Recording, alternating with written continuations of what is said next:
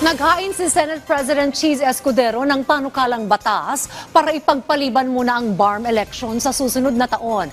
Pero gate ng isang senador, kailangan muna itong pag-aralang mabuti. Si Daniel Manalasta sa report. Isang panukalang batas na ang inihain ni Senate President Francis Escudero para iurong ang parliamentary elections sa Bangsamoro Autonomous Region in Muslim Mindanao o BARM.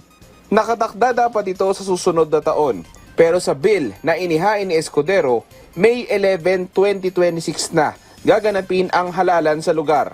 Nag-ugat ito sa desisyon ng Supreme Court na hindi nakasama ang Sulu sa BARM. Yung panukalang batas, walang ibang laman, walang binabago sa BARM law. Petsa lamang ng eleksyon ang binabago para sa darating na taon.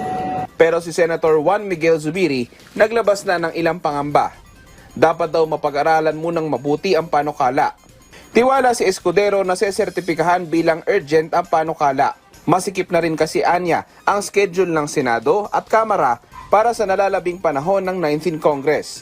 Well, mapagdidebatehan yan pagdating sa plenaryo kung hindi nga sila na-consult o na-consult sila. Pero ulitin ko, ito yung rekomendasyon at suwestyon na nagmumula sa administrasyon na pinapatalakay sa Senado. Kaya tatalakayin po yan ng Senado. Inaasahan naman na ngayong balik sesyon na ang Senado, pagtutuunan nila ng panahon ang pagbusisi sa panukalang budget.